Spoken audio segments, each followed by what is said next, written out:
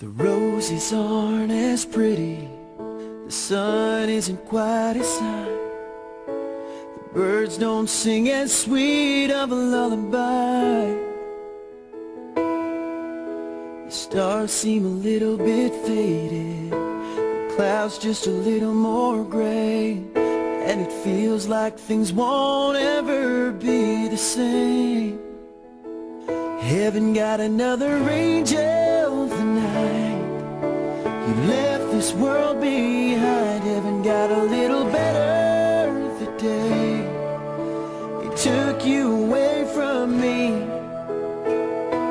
I'm missing you tonight. I'll see you again sometime. Now I'll close my eyes and dream of heaven tonight.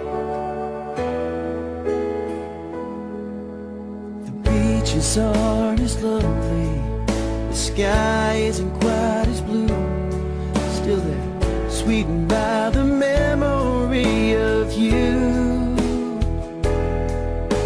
Rain is a little bit colder, the fire is never quite as warm. Still it seems that heaven isn't all that far. Heaven got another angel tonight. You left this world behind. Heaven got a little better the day it took you away from me.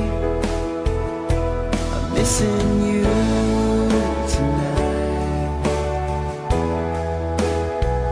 I'll see you again sometime.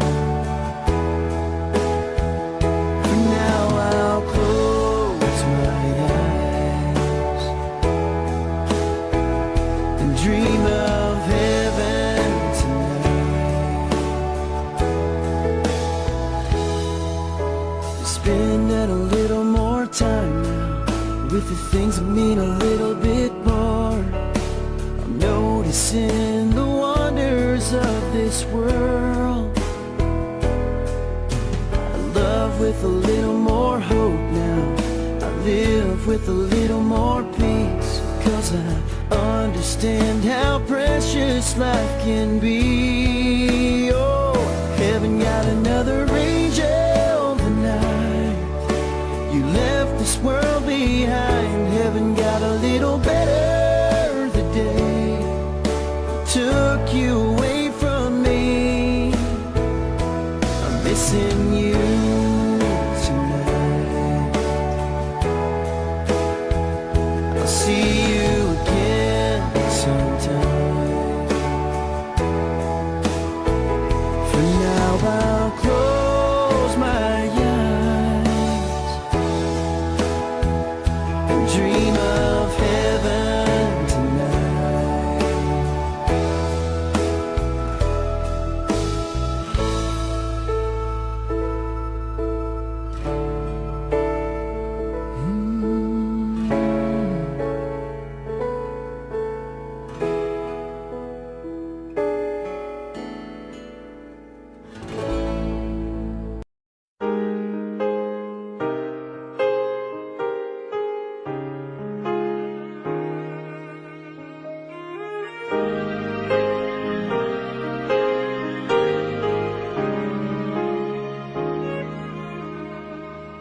Lately, I've been winning battles left and right, but even winners can get wounded in the fight.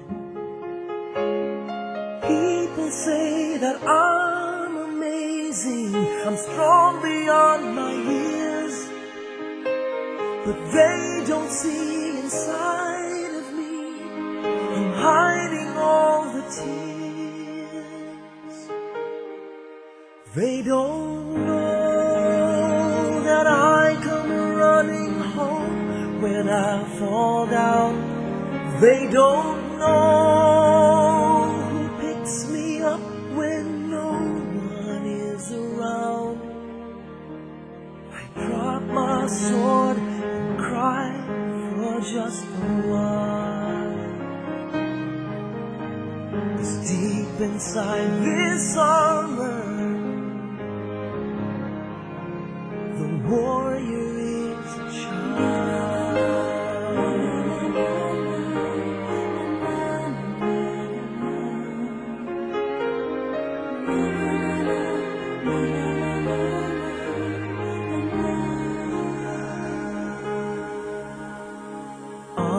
Unafraid because his armor is the best.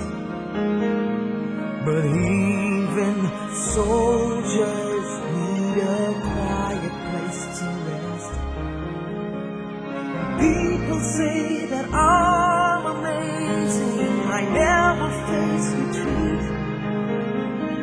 But they don't see the enemies that lay me at his feet. They don't know that I come running home when I fall down.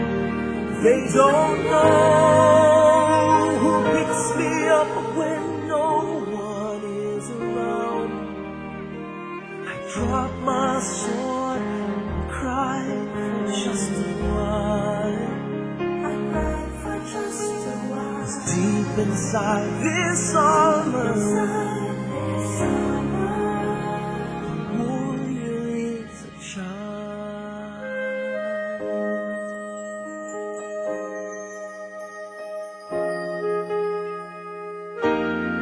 They don't know that I come running home when I fall down. They don't know who picks me up when no one is around. I drop my sword and look up for a smile. 'Cause deep inside this armor, deep inside this armor, deep inside this armor.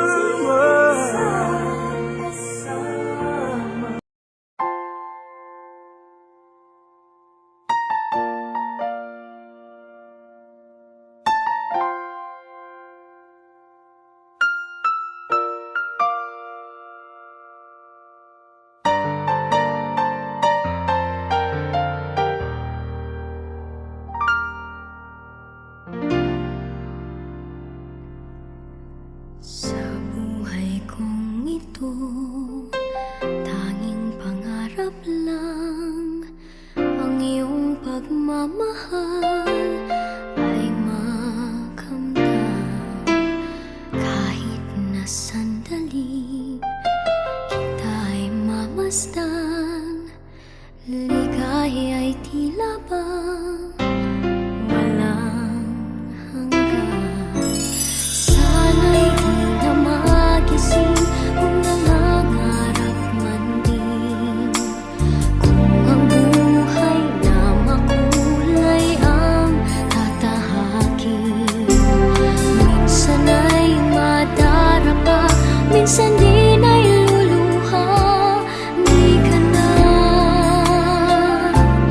maninindig, pagkat sa buhay mo ay may nagmamahal pa rin.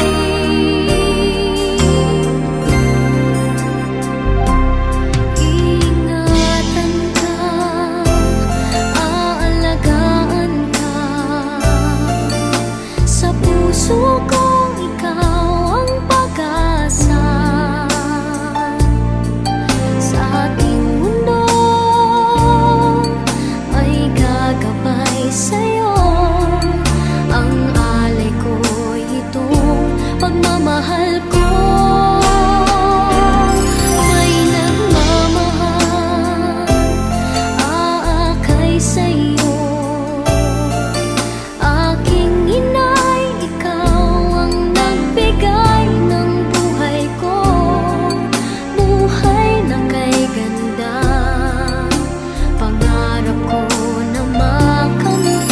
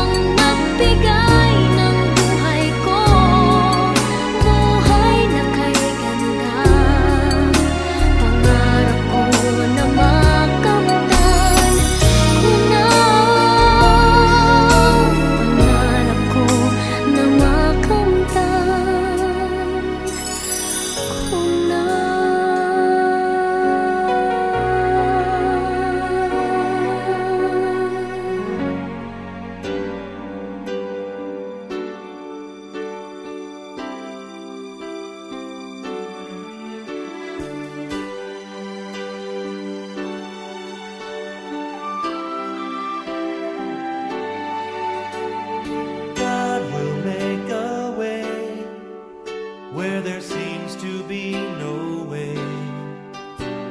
He works in ways we cannot see. He will make a way for me. He will be my guide, hold me closely to his side. With love and strength for each new day, he will make a way. He will make a way. Oh, God will make a way where there seems to be no way. He works in ways we cannot see. He will make a way for me. He will be my. Siya ang akong dalampad, gani hindi ako matublag. Kamutanan nga akon mga kaaway, hastasan o bala inyo pagsalakay sa akon, agod laglagon ako. Pag pareho ako sa pader na daw marumpa, o kon sa kudal na nagahinay. Gusto lang ninyo nga kahalinon ako sa akon mataas na posisyon. Nagapalipay kamo sa pagbinutig, nagahambal kamo sing maayo sa akon, pero sa sulod sang inyo tagipusoon, pinakamalaot niyo ako.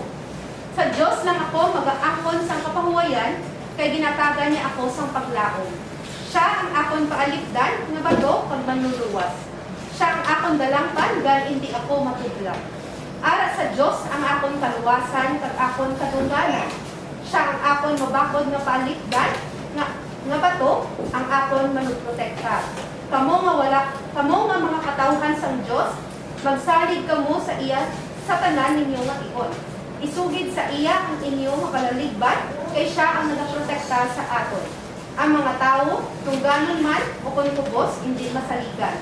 Pareho lang sila sa mga walang singkulos, mamag-an pa sila sa hangin. Hindi kamo magsalig sa pagpangwarta, hindi kamo maglaon na may makuha kamo paagi sa pagpangawat. Bisan magdugang pang inyong manggat, hindi ini pagsaligi. 11, hindi lang kaisa nga nabatian ko nga nagsiling ang Diyos nga sang iya magahom. Last verse, kag ang gugma, sigurado nga magabalos ang Ginoo sa mga tao sunod sa ila binungkatan. Magatindog kita danan, kag kita magapangamuyo. Sa sinyo God Lord na burial service ni Tata, Father Lord, inyo kami Lord sa imo, nga imo igabuto sa amon, imo pasensya Lord, kag imo God Lord nga pag comfort sa amon o God Lord as we rest o God Lord upon your presence today o God Lord.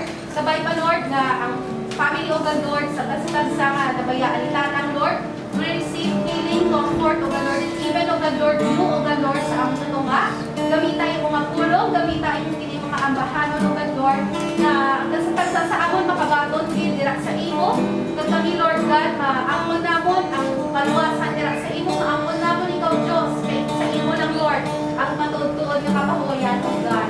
Salamat sa siningatikon nga ginabalikin namon ang buong himaya dira sa imo ngalan sa ngalan ni Jesus kami nagapangamuyo salamat kita amen. Sugot ni on kay pamuntaan right.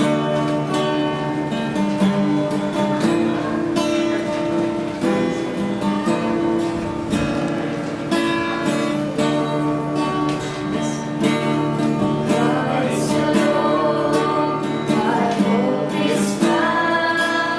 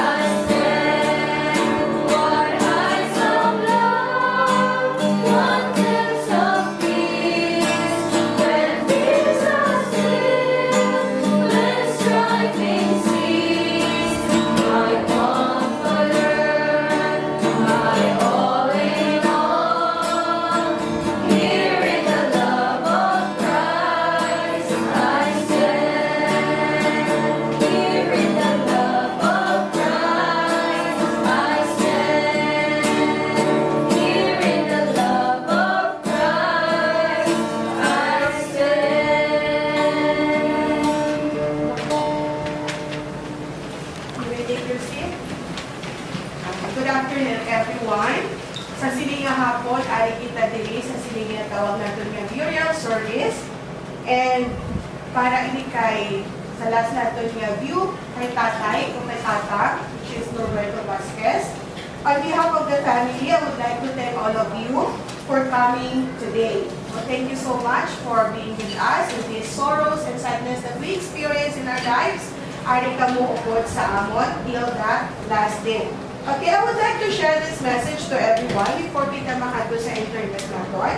And I know that madamo sa aton, whether we like it or not, isa sa mga posible nga matabo sa kabuhi isang tao is kamatayon, no? And we are very shocked in a way nga hindi gid namon, although kabalo kami nga masakit si tatang, grabe ang iyang maintenance, pero wala sa isip namon nga amo ni ka-early siya kwaon sa amon.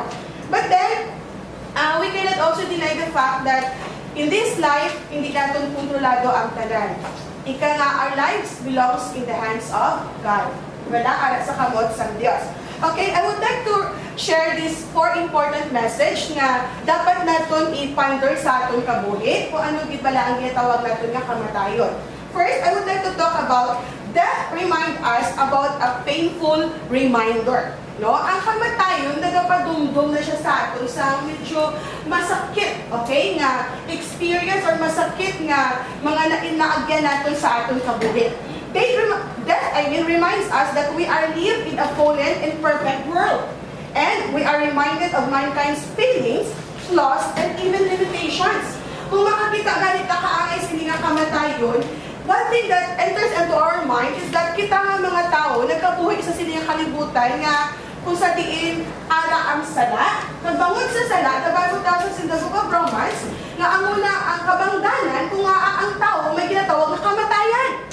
Bangon sa sala nga nagsulod sa aton, okay? So, anytime, anywhere, pwede kita kwaon sa Ginoo. Pag wala kita kabalo, kung hasta saan kita sa sininga kalibutan.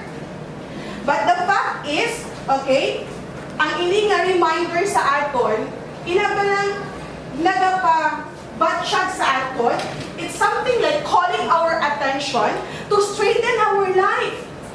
Hello, are you with me?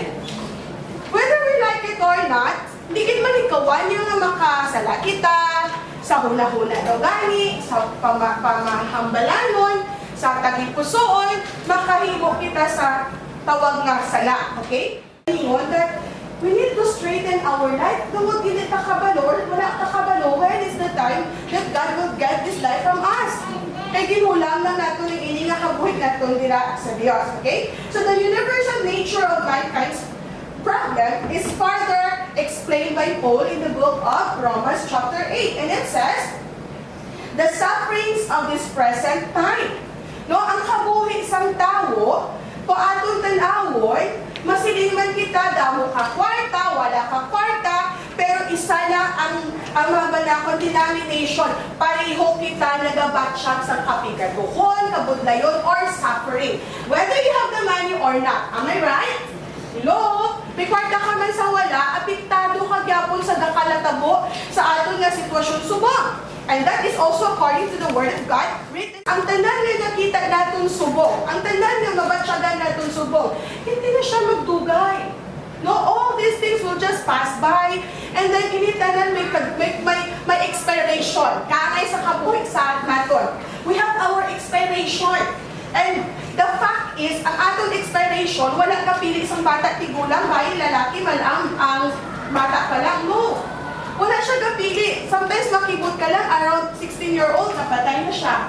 Kaya man, nagka-cancer siya. Or ibang gani, like kagabi, nag-istoryahan na kami, si tatay at the age of 68 was taken by God. Pero itong isang pastor nga nag-share kagabi, ano pa lang ang iya tatay, 90-year-old na. Bakod man gyapon. So, but the fact is whether pila man imo edad, ang tagsa-tagsa may expiration. In short, may katapusan. Hello, are you with me? Yes. And the creation itself being under this bandage of corruption.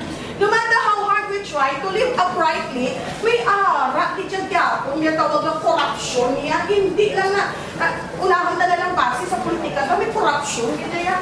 Because that's life. Are you with me? Bisa yun na itong O sige, dinala natin basihan na sa ato na lang kabuhi. No, di nag-start ang corruption kita mismo sa ato na life. Like for instance, ikaw din, abi nato nang ginatawag ang corruption kung may kuha ka lang nila ng kwarta or what? No. When you are not living uprightly in the eyes of God and in the eyes of your family, you are already living in corruption. And why? Because we are in this fallen world. Wala mo ko nagaman ng okay na. Hindi man siya okay to be honest with. But the fact is, tungod ay kita sa kalibutan nini, gakatabo ina. According to the word of God. Next, how the whole world creation groans and labors with birth pangs. Imagine kung ano ang pagpangabudlay sa tao sa kalibutan just to survive. Bugtaw ka kadahon, mamaligya ka, maobra ka, ma-duty ka, and sometimes, the fact is, ang imo gina-earn is not enough sa imong pangabudlay ng in-exert. Diba la? Grabe, imo pangabudlay, nag-overtime ka, thinking that you have the extra money, buy to your pocket, pero kulang. Because this is what the world is trying to tell us. This is the truth, and this is a painful reminder unto us that the world that we are living with is not perfect, and therefore, nagabatsyag kita sa suffering kag kabudlay. Second thing, ano ba na ang ginapadumdum sa aton when it comes to death? Okay? When we know God and the truth about His Word, death also brings us a precious realization. Aside from this reminder nga ang ining kalibutan, puno sa kalautan, na grabe ang mga kasakit atong agyan, pero we have also to understand that ang ining kamatayon nagahatag sa aton sa ining nga nindot mo kunami nga realization. What is that? We realize that God has a greater solution for everything and the painful reminders that we have in this life. You know what? The Bible tells us in Romans, but the free gift is not like the offense, for if by the once man's offense many died, much more the grace of God and the gift by the grace of the one man, Jesus Christ, abounded by many. In last verse, basahon ko, malidiri, through one man's righteousness, at the gift of came to all men, resulting in justification of life. For I read in the Bible, and it tells us that kung ano galing sa lasang tatay, matyaga na itong sala, masabok, tibok niya ng pamilya. And then masilipit uy, wala na, hindi na sa lasang bata, si tatay lang itong BBM. Hindi ito sa lasang bata niya. Tapos may isip kita, ay, bala niya ginimot kung sa tatay niya, tinawayan din sa white. That's our mentality, it's biblical. Because ang salasang isa, dalahi ang tanan. Am I right? And therefore, ang pagpakamatay sa cross ang isa man, dalahi man ang tanan. And that is Jesus Christ. He died for us. He paid our sins. Gibanan niya atong sala, and only Jesus will die for each and every one of us. None of us can do that. I cannot even give myself just for you to be saved. Dili ko mahatag ako pagalingon na magpakamatay man ko para imaluwas magkabutan. No, I cannot do that. Only one man's sacrifice can pay all our sins. Hello? And that is none other than Jesus. So, isa na nagka-realization nga aton makita na during sa kamatayon sa tao, makita naton na may Ginoo. Okay? May Ginoo kung sa diin, makita naton ang iyang katuyuan na purpose sa aton kabuhi. No? And para ipadumdum sa aton that God has acted on our behalf and provided for us a greater answer to all our needs. The precious realization is why the Bible tells us in the book of Psalms, though I walk through the valley of the shadow of death, I will fear no evil. Ang muna ng pulong sa Diyos na silimbisan ng panglakatong ko sa kabudlay, sa darkness, sa kamatayon, dapat galing. No! Because if you die with Jesus Christ, you will go to heaven. That's the truth. But if you don't have the sign of God, if you don't have Jesus Christ, hell is waiting for you. And that's the truth. Okay? So the truth is, God Himself died on the cross for you and I. This precious realization, today leads us into a promised resurrection. That's why the Bible tells us that once you die, you will face the judgment and you will be resurrected with Jesus Christ. Imagine, wala may na sulat sa Bible that was resurrected after 3 days, only Jesus Christ. Hello? Maybe may aral na pabanhaw si Jesus Christ from death to life. No, napatay ang person, nabanhaw siya, dawat na makita or mabasa na ito sa Bible. But only Jesus 3 days na napatay and yet nabanhaw liwat. Ano ang butsing ganun sini? It's actually a message of hope for each and every one of us. Hope in the sense that ang hindi kalibutan, puno sa kasapit, puno sa kabudlay. Yes, we may be end our life here on earth, but we will have a life again, another, in the presence of the Lord. No absent from our body in this world, but we will be present with the Lord in heaven. Okay, so clear katama si Lord. Ang iya intention for all of us is to go to heaven. That's why the Bible tells us, I am the way, the truth, and the life. No one comes to the Father except through me. Wala sino man makakadto sa langit nila, kundi paagi sakon. And the truth tells us, bisan ano kapaklaseng nga tao, wala pili ang Ginoo, as long as maghinosol ka sa imo sala, kag batunon mo si Kristo sa imo life, you will go to heaven. How do I know? Remember when Jesus was hung on the cross? Siya lang ba isa kung tatlo sila? Hello? Pila sila ginlansang sa cross? Tatlo. Ang duwa ka kawatan, kag si Jesus. Diba? Hambal sa isa ka kawatan. Kung tuod ka nga Ginoo, then save yourself. You claim yourself as the Messiah, you claim yourself as Ginoo, luwas sa kagalingon mo. Diba? Hambal sa isang kawatan, giangkat niya pa sa Jesus. But the other kawatan says, Jesus, if you go to your paradise, please remember me. If you go to heaven, please dumduma ako. And on that instant, Jesus replied to this man who accepted him that bisan pareho sila gilansang sa cross, pero ang iyang pagtungo sa upod niya gilansang sa cross, wala sala, kundi manluluwas. The Bible tells us Jesus answered him. Umpisa subo, right from the moment, you will go to my Father's house. You see, God's intention for all of us is to go to heaven. Whether you are murderer, kawatan, corruption, and everything, as long as you acknowledge Jesus Christ. That's the precious truth that God wants us to understand during this season of kamatayon. Okay? God promised us resurrection. Lastly, aside from that resurrection, He promised us about this perpetual reunion. Sa tuod-tuod lang, only those na maka-experience ng reunion. O kanang nangalagad ka sa Diyos, o nagtuon ka sa Diyos, one thing for sure, kinalay mo sa langit. You have your reunion. Let's say, Nana and Tata, they accepted the Lord Jesus Christ in their lives. Right now, ginahisputan nato nila, but they were no more here. Lawas na nato nakita nila, but their spirit already is in the Lord, and they have fellowship with God. But in heaven, there's no such thing as you will be my husband, I will be your wife. No. Parehas na talakandan to ya. And the Bible tells us there will be no pain, no sorrow, no fear, but joy and happiness and worship ang aton makita na experience. No. And we will have that reunion. So, ako na dapat ang aton nga looking forward. Ako na dapat ang aton ginalantaw, no? In the near future, that all of us will die in this world one day, but we will be reunited with our loved ones in heaven. So, that is a reminder of ourselves. Diin kita subong. Anong status ang life natin subong? Where is God right now in your life? Or maybe now, anak, malakatanay pa na. Pagpuli mo ka ron, may ara naman ito, may manghagad sa ako, nakatala, nakita ka kwarta. It seems pa na ito ginapakita ng kwarta ito, tali ang bulong na no. Pumupag, ako.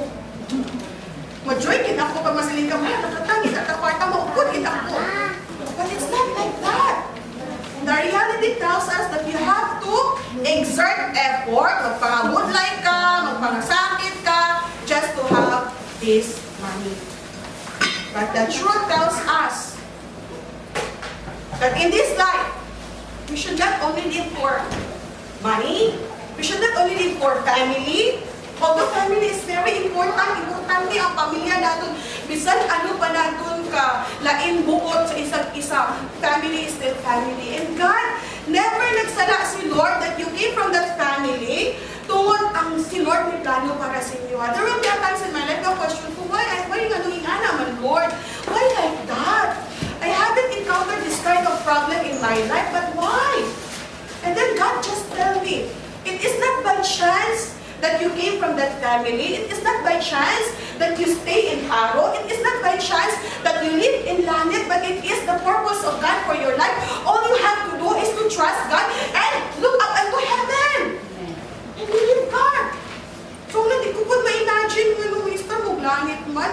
Tapos, wala pa ka ng simento, wala pa yung mga kahoy-kahoy, subong, ginagagsa yung langit na mo. May mamangkot na ganit secretly sa ko, kaya nabaligyan ko yung secretly. May baligyan, ribalay. Aha? Wala ka ribaligyan balay. Diba kaya ginadagsa na tao dito sa langit?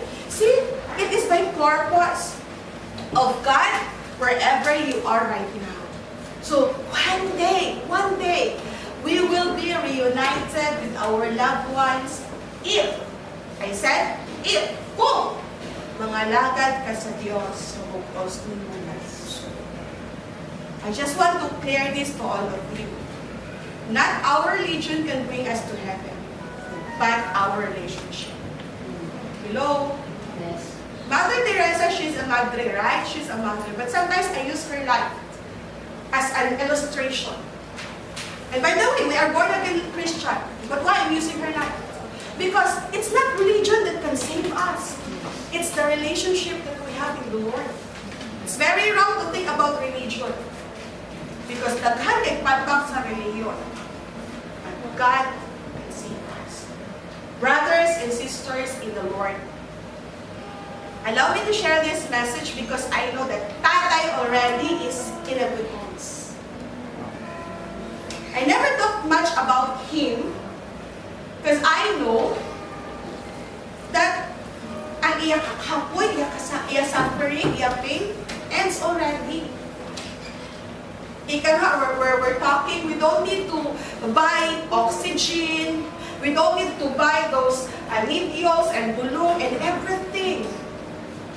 Or pasugtan yung inhawa yan, ano yung gusto sa anong tang? Siyempre, siyempre di kulang sa kapagitan at sa kung ano gusto sa ginawa tayo, no? And all those things, wala na, tapos na. In short, graduate na siya. But how about us? How about you? Anong status ng life na gusto mo? When it comes to our spirituality, when it comes to our relationship with God, brothers and sisters in the Lord, it's so blessed to have a life na arat kay Lord. We are not below our tatang for sure. He's not also perfect.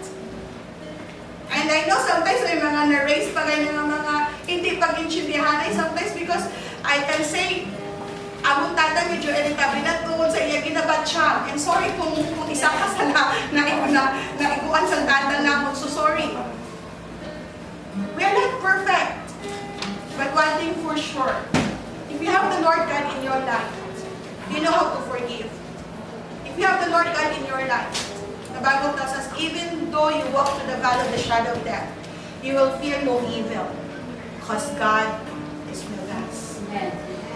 Brothers and sisters in the Lord, like what I have said last night, parang lakas ng Diyos. It is not by chance that we've gathered here like this, though the purpose is one, and that is to reminisce ang past ni Tatang, ang life ni Tatang, as a father to us, as my father-in-law, as a lolo to the apo, as a friend to many of you. I know that may kanya-kanya kita pwede mahambal. Padre sa iya. But then I just want to remind everyone that he's safe now. He is in the hands of God. Much that I want you also to be safe. Be in the hands of the Lord. As God is calling each one of us to be with Him.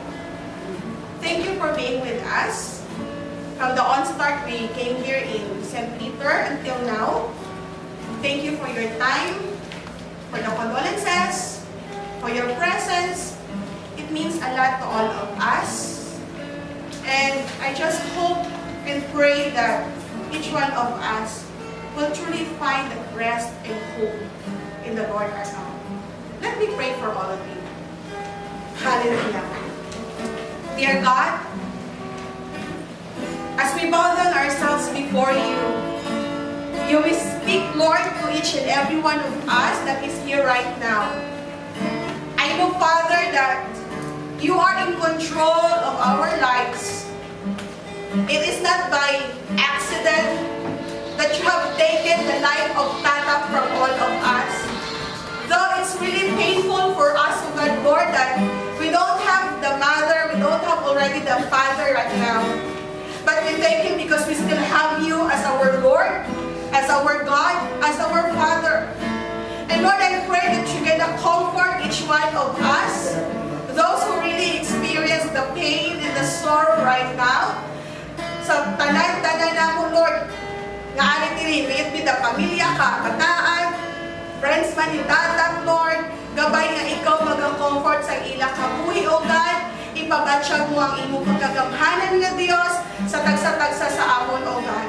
And right now, Lord, unto you, I know that you have already taken tatang, but since we are here, O God, Lord, to remember the goodness of you that you have showed upon the life of Tatang, despite and in spite of his failures and shortcomings.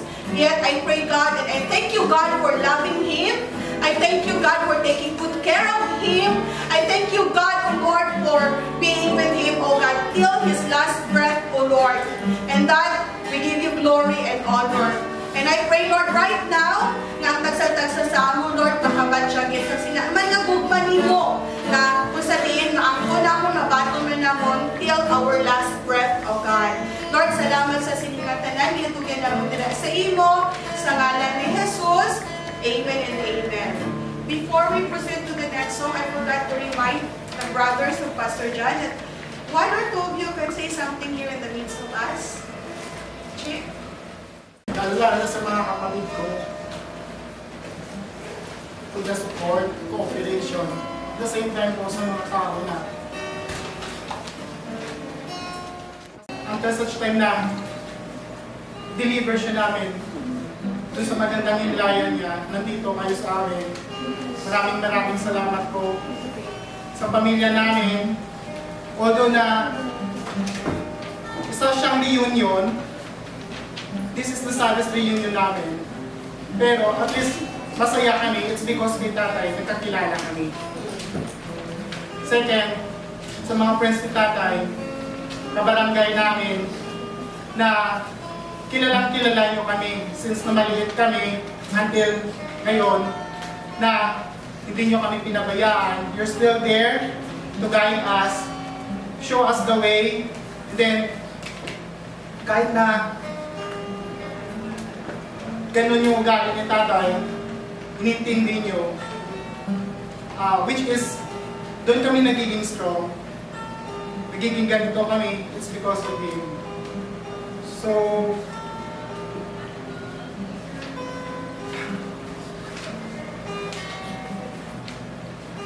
maraming salamat sa inyo lahat. Galing po sa puso namin na pagpasalamat sa inyo na sana patuloy pa rin natin, continue natin whatever we started po na ginawa natin kay Tatay o kay Tatay na tawag namin. Ganun din po ibigay natin sa ibang tao. So with that, thank you very much. God bless po sa inyo lahat. Thank you.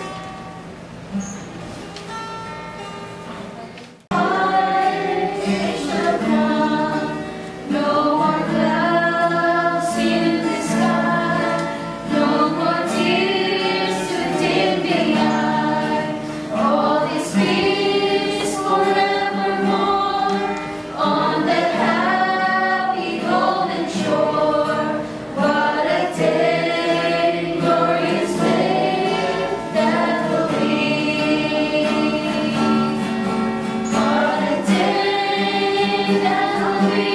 When my Jesus I shall see, when I look upon His face, the one who saved me by His grace. When He takes me by the hand and leads me through the promised land, what a day, glorious day that will be.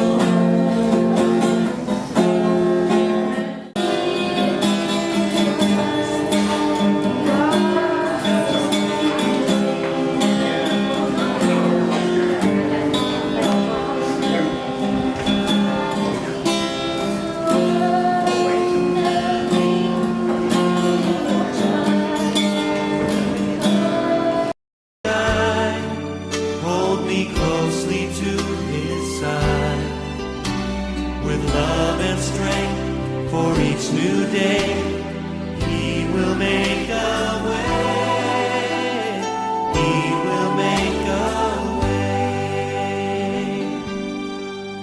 by a roadway in the wilderness. He'll lead me. Rivers in the desert will I see. Heaven and earth will fade, but His word will still remain, and He will do something new today. Oh, God will make a way where there seems to be no way. He works in ways we cannot see. He will make a way for me. He will be my guide, hold me closely to His side, with love and strength for each new day. He will make a way. He will make a way by a roadway in the wilderness. You lead me. Rivers in the desert will I see. Heaven and earth will fade, but His word will still remain, and He will do something new today. Oh, God will make a way where there seems to be no way. He works in ways we cannot see. He will make a way for me. He will be my guide, hold me closely to His side, with love and strength for each new day. He will make a way. He will make a way with love and strength for each new day. He will make a way. He will make a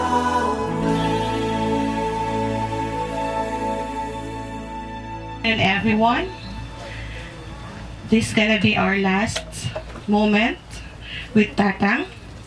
And before we commit him, kaya ibalik natin siya sa duta. Let me read first the word of God to all of us.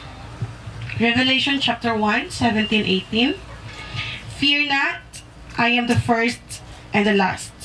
I am that liveth and was dead, and behold, I am alive forevermore.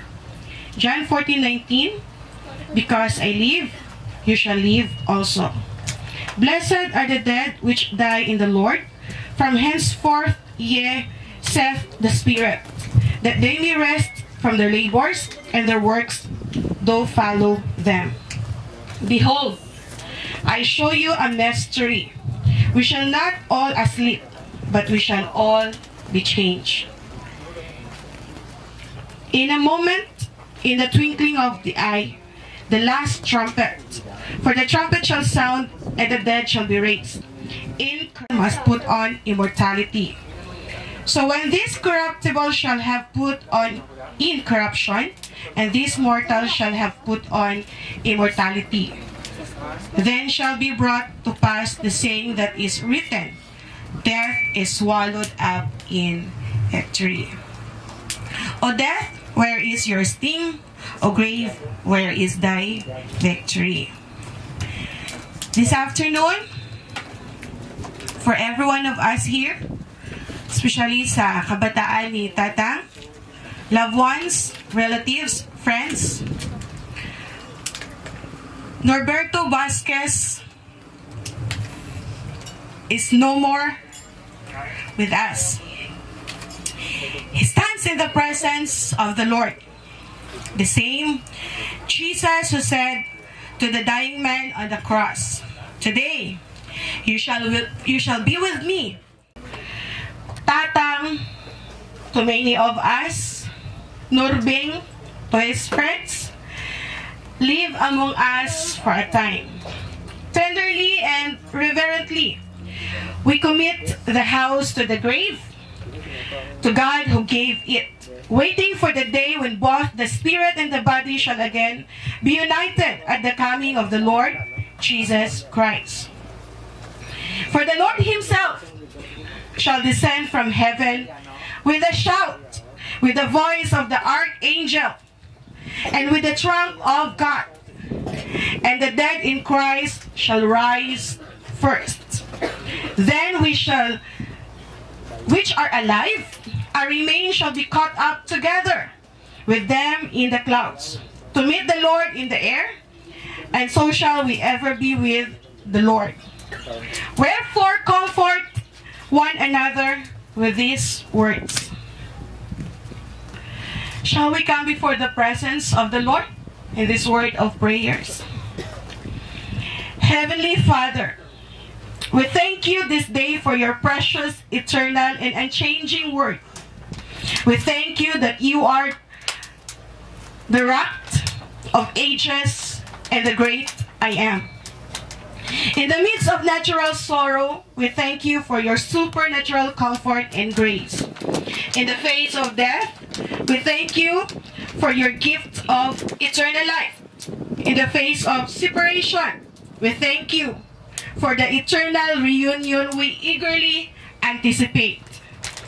We thank you for Tatang, for his life here on earth. And we recognize that the body that lies before us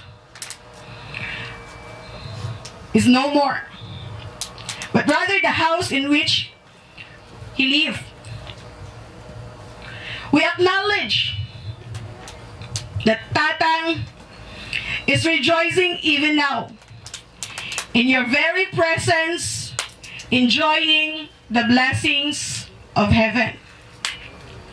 Father, we commit to you his body to the earth, from which our bodies were originally created. And we rejoice in the fact that his spirit is even now with you, the Father of the Spirit. We anticipate the day when when spirit and body shall be united again at the coming of the Lord. And we find great comfort in knowing that we shall forever be together with you, dear God.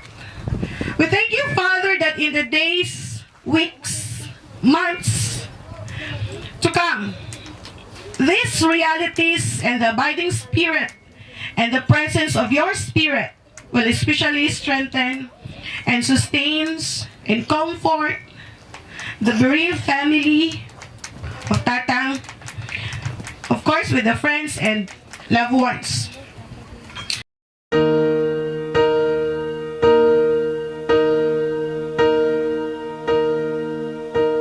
When I am down and oh my soul so weary, when troubles come and my heart burdened be, then I am still and wait here in the silence until you come and sit a while with me. You raise me up so I can stand on mountains. You raise me up to walk on stormy seas. I am strong when I am on your shoulders. You raise me up to more than I can be.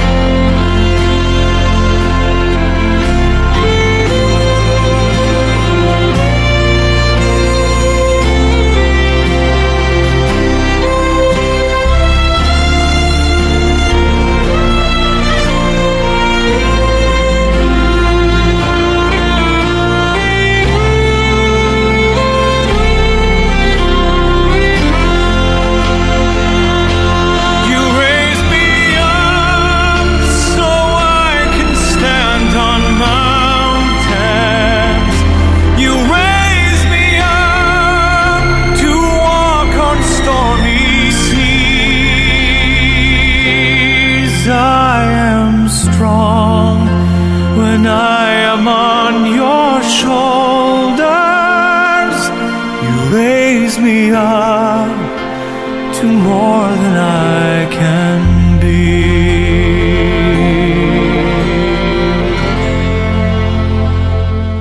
You raise me up so I can stand on mountains. You raise me up to walk on stormy seas. I am strong when I am on your shoulders. Raise me up to more than I can be. You raise me up so I can stand on mountains. You raise me up to walk on stormy seas. I am strong when I am on your shoulders. You raise me up to more than I can be.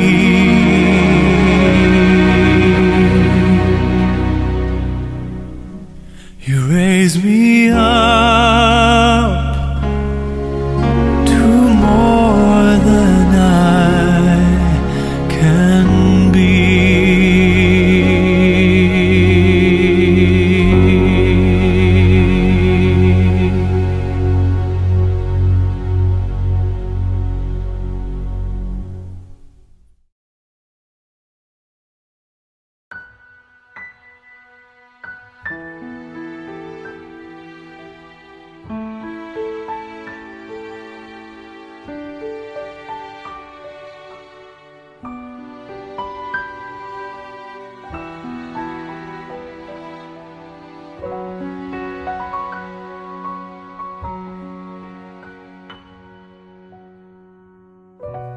You are my hiding place. You always fill my heart with songs of deliverance. Whenever I am afraid, I will trust in you. I will trust in you. Let the weak say I am strong in the strength of the Lord. You are my hiding place. You always fill my heart with songs of deliverance. Whenever I am afraid, I will trust in you. I will trust in you. Let the weak say I am strong in the strength of the Lord. I will trust